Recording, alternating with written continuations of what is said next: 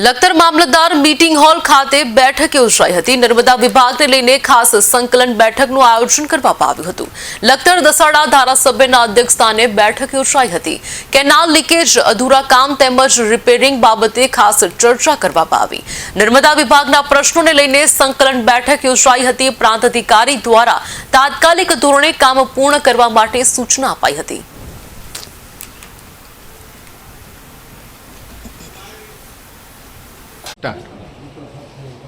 આજરોજ સાઈઠ દસાડા વિધાનસભા ક્ષેત્રના લખતર તાલુકાના નર્મદાના અને પીવાના પાણીના પ્રશ્નો સંબંધિત જે ગામોમાં નર્મદાના મિસિંગ લિંકના પ્રશ્નો છે, ક્યાંક નર્મદાના લીકેજિંગના પ્રશ્નો છે, પાણી ઓછું આવતું હોય એ પ્રકારના પ્રશ્નો છે, એ તમામ પ્રશ્નો એ લગત અધિકારીની સાથે તાલુકા સંકલન પ્રાંત અધિકારીના અધ્યક્ષસ્થાને બોલાવી કરી અને લગત અધિકારીઓને નર્મદાના તમામ અધિકારીઓને એની સૂચના આપી છે। પાણી પુરવઠાના અધિકારીઓને પણ સૂચના આવી છે અને આગામી 15 દિવસમાં આ તમામ પ્રશ્નોનું નિરાકરણ માટેનો એક એક્શન રિપોર્ટ એ રજૂ કરવામાં આવે અને તાત્કાલિક પ્રશ્નોનું નિરાકરણ કરવામાં આવે એ માટે સૂચના આપવામાં આવી। આજની આ તાલુકા સંકલનની અંદર પ્રાંત અધિકારી